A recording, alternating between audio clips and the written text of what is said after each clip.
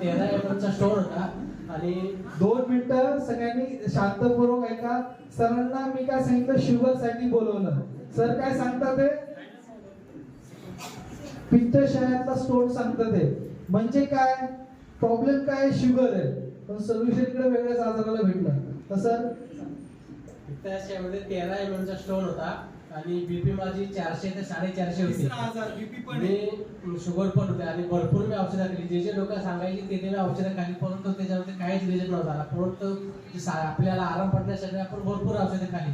तर असंच निशांत सर मला भेटले, त्यांनी सांगितले की असं आहे, तर आपण एवढा खर्च करतोय तर म्हणजे एक वेळ ट्राय करूया आपण, झालं तर ठीक आहे, नाही तर काय नाही.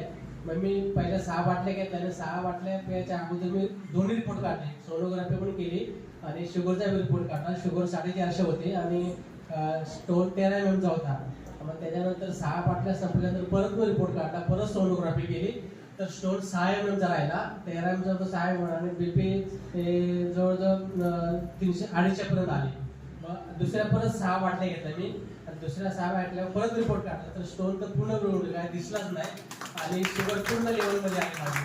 म्हणून सर्वांचे आभार, म्हणून विष्णू सरांचे आणि निशांत सरांचे आभार मानतो. धन्यवाद.